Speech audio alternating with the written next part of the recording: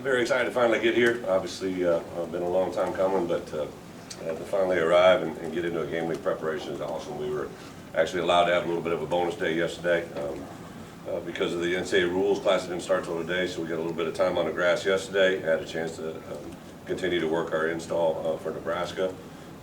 Before we get into Nebraska, I did want to comment publicly. I haven't been able to comment since obviously we named our captains, and those 6 guys, you know, since the time I've arrived to where we are today, have been absolutely awesome to work with. You know, on the defense side of the ball, you know, jumped out right away. Tony Adams is probably one of the first defensive players I met with face to face. He was trying to decide what to do from a you know, that point moving forward, had a draft grade and all that stuff that went into it, and locked in with me and Coach Walters quite a bit, and took him a while to come to the decision, but since he's come back, he's just been absolutely awesome, not just with you know, obviously his class and his own well-being, but he's been awesome with our underclassmen. Just a guy that's been buy-in. Him and Owen Carney both have truly been just really engaged with what we're doing schematically, but also engaged with what we're doing off the field and all types of leadership. I think those 2 guys have grown quite a bit since we've been here.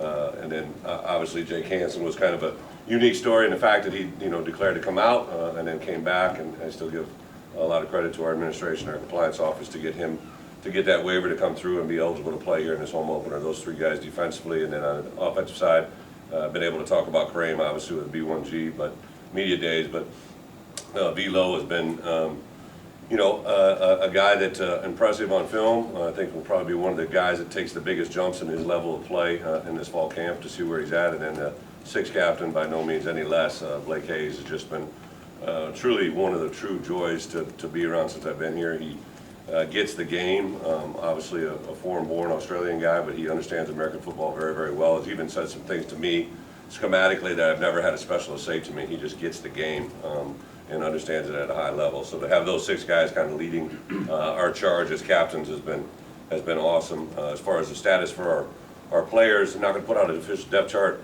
since I know I made the comment obviously a couple weeks back. Only about half the league is going to put out a depth chart, and we're going to be in the half that does not at this point.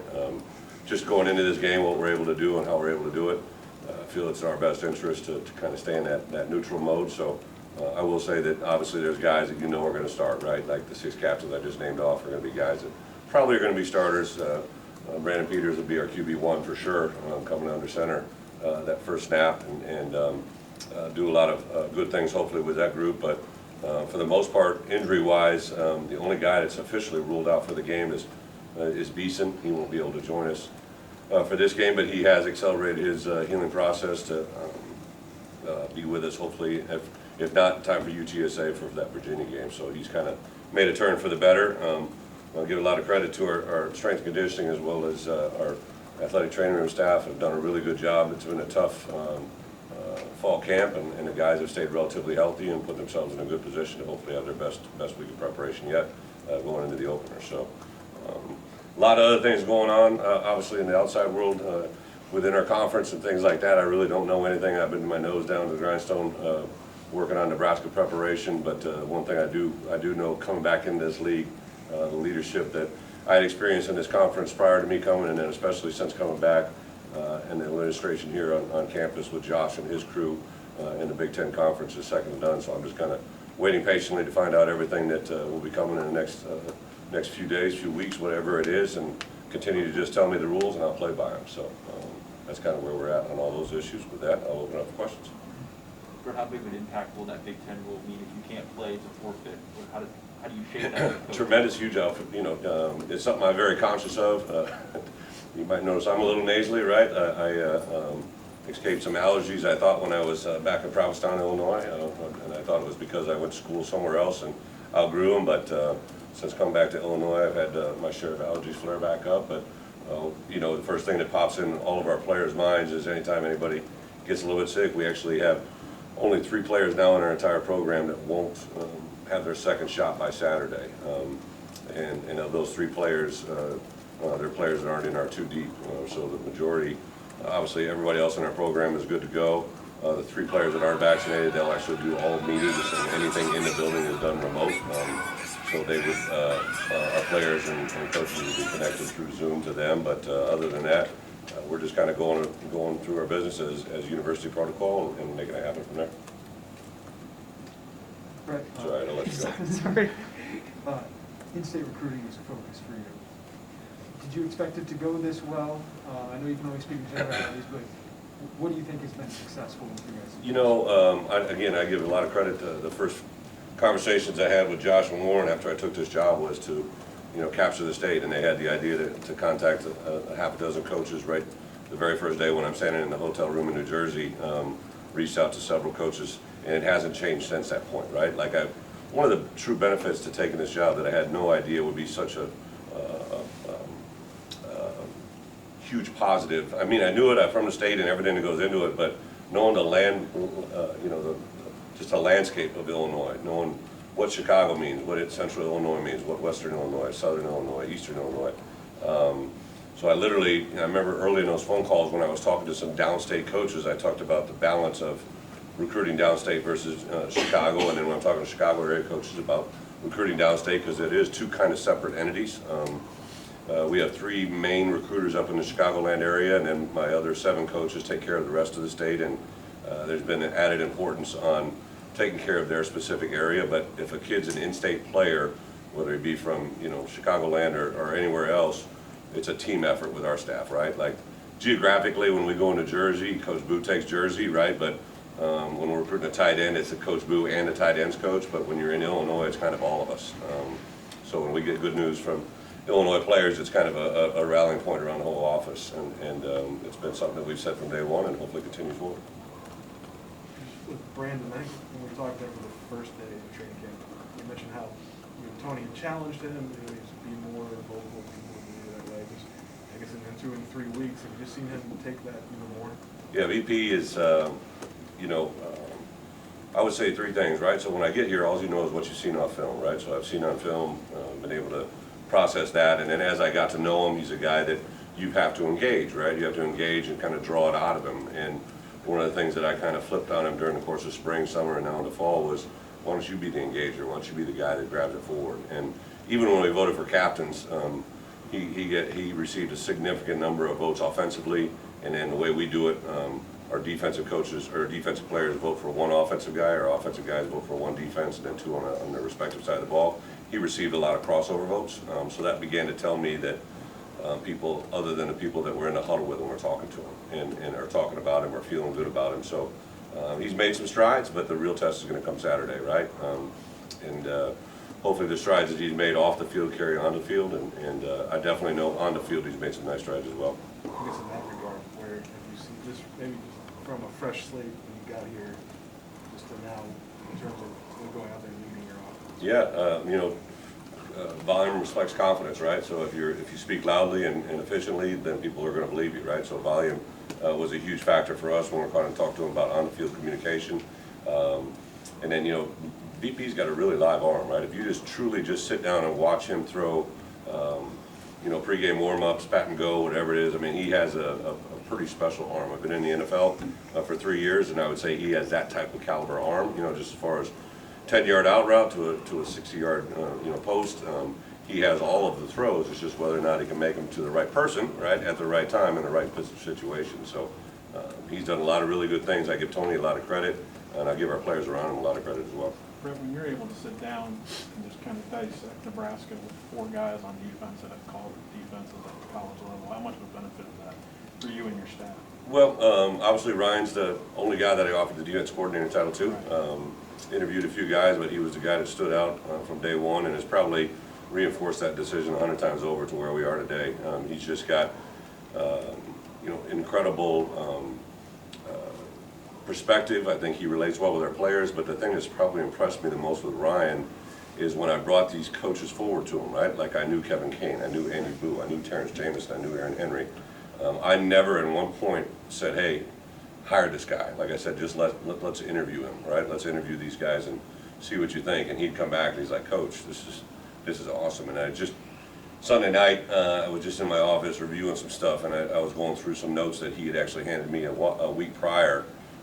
And one of those things that he had made written to me, I asked everybody to kind of take a look after 2 weeks of camp and say, what have I done well? What have I not done well? What can we do well in the future? And one of the comments from him was how much he enjoyed this staff and the volume of experience that it brings him as a defensive coordinator. And that just spoke volumes to me about how he's selfless and he's not really in the moment of, I'm the defensive coordinator, he's more in the moment of, we're the Illinois defense, right? And that kind of said a big statement to me. Both Tony and Ryan today talked about sort of the collaborative process that went into defining what the Illinois offense and defense would be. Was that unique for you, or have you had coaching staffs like that before? I think as a coach you evolve, right? Whether you're an assistant, as a coordinator, as a head coach, you evolve every day. You know, I'm a little bit different from a head coach now at 51 than I was at 35, 36. I think the part that, you know, really has helped me is seeing other coaches since I've moved on from the head coaching experience. You know, 3 years in the NFL, 2 different head coaches, but also just the perspective of what's worked in the past. You know, it's just a different layout. When I took over Wisconsin, I was the defense coordinator, and I worked with Paul Christ as the offensive coordinator. He and I used to compete every day, you know, on the football field, but it was never in that head coach coordinator role. So when I stepped into that role, he and I had several conversations, but it was more along the lines of, hey, this is what you've done, this is what I'd like to see us continue to do, and how can I help you get there, right? And then I transitioned when Paul took the head job at Pitt to Matt Canada, who's now the head offensive coordinator for the Pittsburgh Steelers, right? So we had success that year, won another Big Ten championship. And then at Arkansas, I had 2 coordinators there, right? So I have constantly evolved in offensive football and then also defensively, just I think learning from past mistakes and listening to others. So I appreciate what both of them have said. I've said from day one, I didn't want to just have somebody come in and throw down a manual or a playbook and say, this is what we're running. I want to run this together, and that's what we try to do. Coach Walters mentioned that the defense that he's been able to put together is something that he's never done before, and like previous films, not even like help. How much fun was it for you guys to be able to put this defense together from scratch and kind of slot guys in different places? It has been a lot of fun. I'm not gonna, you know, from December 19th when I, you know, came here, or when I took the job until where we are today, it's been a constant evolution, right? Just the way things were laid out because of COVID. I wasn't able to go out and recruit, but I was able to stay here on campus, and I literally would just bring in a different coach every day. And you know, first came TP, then Bart, and then I switched to the defensive side and I hired Ryan. And as you staggered all of those hires, it seemed like we were probably hiring 50 people, but I just wanted to give every guy a chance to get named, and it kind of came to a summation. I believe it was 2 weeks ago Friday. I believe it was about 11:30, 11:45 at night, and I came out of my office and I was going to walk down to Pat's office, and I just heard this music coming from the defensive staff room. And I came around the corner, and they had some beats going in there, and it was just like, there was like 8 people in this little defensive staff room, and they're just like high energy. Everybody's they're filling out a prep for tomorrow's practice. And I'm like saying to myself, like, how many people can do that at 11:45 at the end of, you know, 2.5 weeks of camp? I think we got something here. And I think our players feel it. There's a natural camaraderie that happens. We did a routine run tackle drill, which was a pass from a quarterback to a receiver. A receiver then had to run a gauntlet, and he got a 2-way tackle. So we were demonstrating that, and I had Tony Peterson throw the ball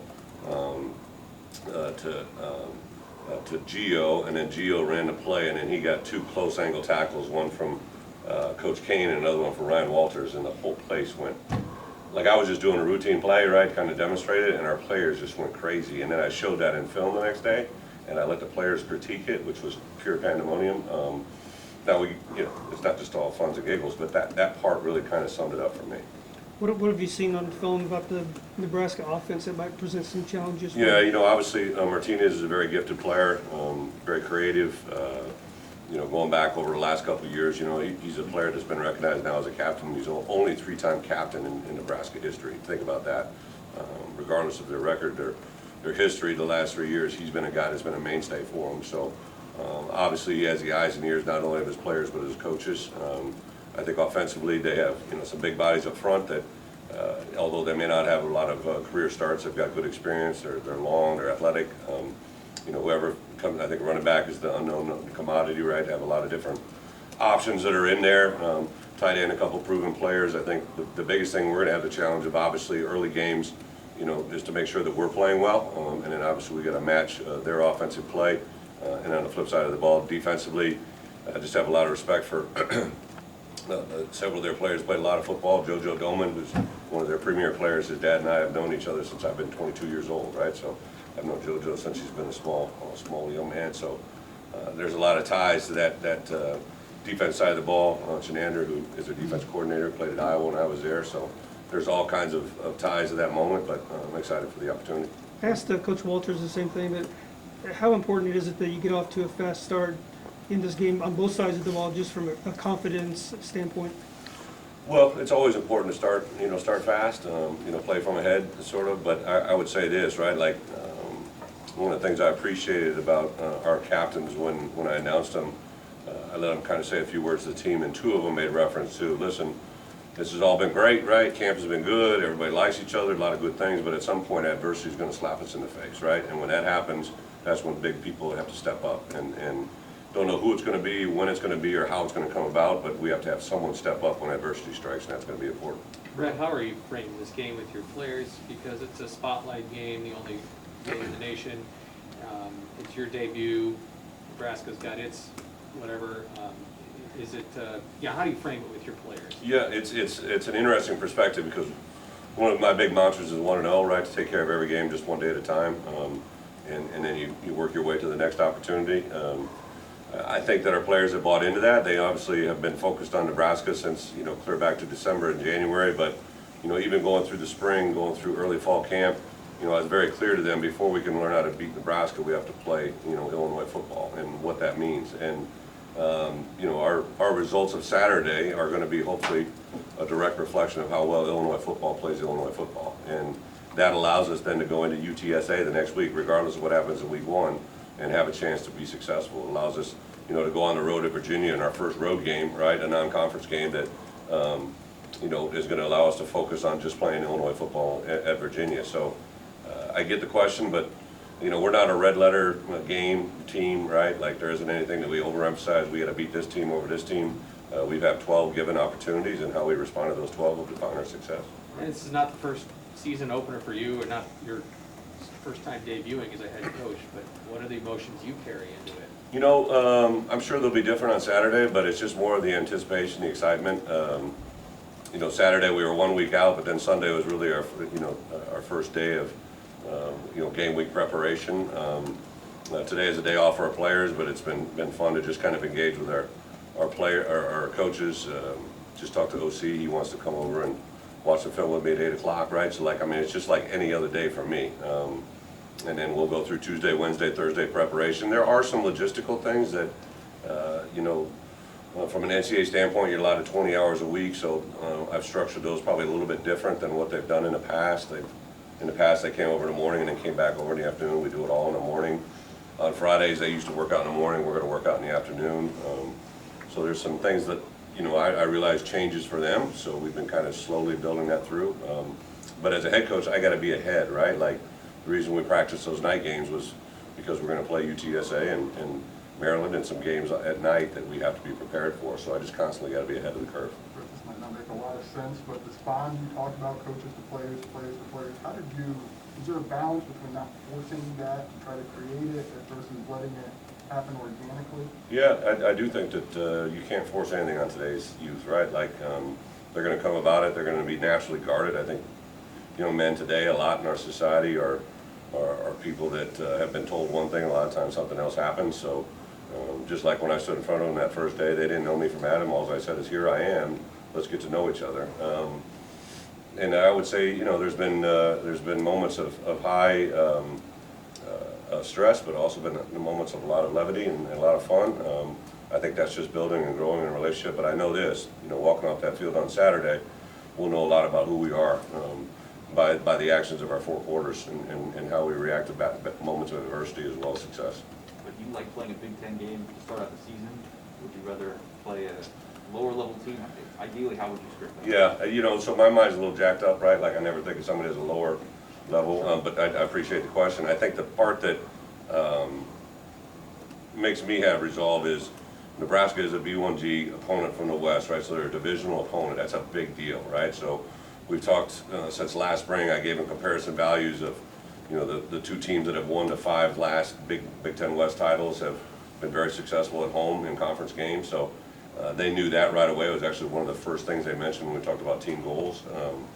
But I would also, you know, add that, like, the importance of the Nebraska game isn't any less significant than the last game against Northwestern, right? Like, that's scheduled on our schedule. They're all important, and if we begin to favor one over the other, we'll kind of get out of balance in a certain way. I would say that, you know, this was going to be a game in Ireland, right? Which sounds awesome, and there's an opportunity to possibly do that in the future. But to open up in Memorial Stadium at 12 o'clock, first game of college football. I know our numbers keep growing every day, and ticket sales. Like, hopefully we can pack this thing as full as we can make it. The student section was unbelievable the other night, having 8,000 students out here, the biggest crowd they've ever had in a long time. If we can get, you know, we got over 50,000 students. Doesn't take a math major long to figure out. We get everybody here, we're going to be in good shape. But I think the Champaign-Urbana community, Central Illinois, Chicago, downstate, if we can show up in numbers, I think it'll be something we can all celebrate.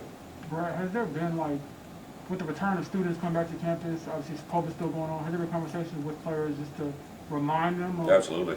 Yeah, so yes, you're vaccinated, but they're still, you know? 100%. So I would say even going back to 2 weekends ago when it, you know, began to matriculate in, and we knew people were starting to show up. Moving day, right? That happens a few weeks out from the start of school, but then even going back to, you know, we had a mock game on Friday, and kind of shared with them, obviously you're going to be entering into dormitories, into apartment buildings. You're going to be around people that maybe don't have the same level of commitment to a group of people that other people on campus might have, right? Because, if we protect one another, right, and I think we've been trying to sell that to our guys. I think that's why you saw so many of our guys get vaccinated, is obviously they're trying to protect themselves, but they're trying to protect their teammates. And also, if they're not out there, then they're obviously hurting. If they're a starter and they can't be out there, that's 10 other guys you've let down on the field, but also an entire sideline. So I couldn't be more pleased. And again, this goes back to, Josh and his athletic department's decisions on what they did last year. And then, Lovey, I will say this, right? Like, to come in last year and realize they had no games canceled due to COVID when everybody else was. And then as an athletic department, to have no contest canceled because of COVID, it just speaks volumes of what this place is all about. On a different tangent, I talked to Jake and Lane on Media Day about just the unique opportunity of them being able to play together, the 6-year gap, never really been able to play together. So I'm sure you close brothers in the past, but what are you seeing? How are you seeing them interact?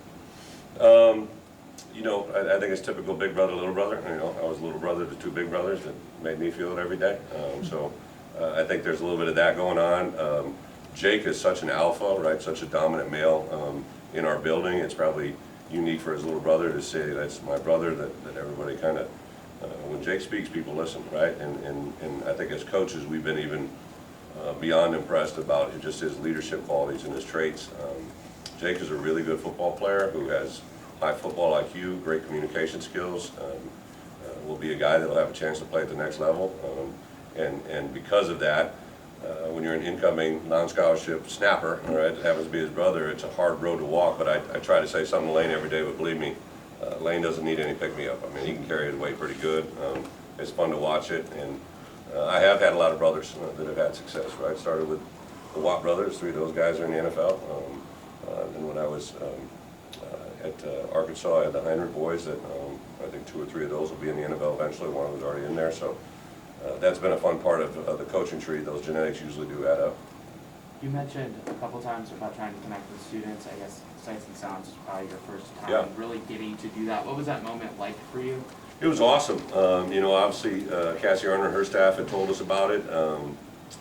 Made the suggestion that that I bring some of our student athletes, and I knew I was going to be voting on captain, so I knew it was going to be their first chance to be out there. And we didn't have time for everybody to talk, so basically TA, Tony Adams, and Blake were the designated 2 guys to speak, and they rocked it. All of them kind of introduced themselves, but it gave me an insight into our student body in a big way, but also the connection immediately with our players to the students, right? I mean, it's genuine, it's real. They're going to share a degree, right? They're going to share going to class, and then just to see the energy in that crowd, I think they kind of had the same moment I did. Like, it had been at least a year since they had seen a stadium like that. I mean, that whole bottom level, 8,000 people were there. Everybody was wearing orange, right? And it was just one of those moments like you could just know how special this could be. So if you're sitting at home trying to decide if you want to play, come to the game here on Saturday, watch it on TV. If you want to help us, I'm telling you, like, to have that stadium full is going to be a huge, huge opportunity for this program. You guys have spoken highly of Isaiah. What would give you so much confidence in a kid who's going to a position for the first time? Isaiah Williams? Yeah. Yeah, Isaiah is, he's just kind of one of those kids, and I'm sure you guys get it too. Even though he's a quiet demeanor, he walks in with extreme confidence. You know you feel him when he walks into a room, and then just his, I think his level to adapt quickly. He's got, because of a quarterback, he's got high football IQ. He's got big time ability to relate and understand concepts quickly. Understands defenses because he's been studying them. So I think his learning curve will be really, really quick. He's got incredible feet. He had a one-on-one day that was pretty impressive just to sit back and watch. I understand why all those programs offer him as a wide receiver coming out of high school. He's a very special gifted player. All good. Thank you, guys. Thank you. Appreciate it.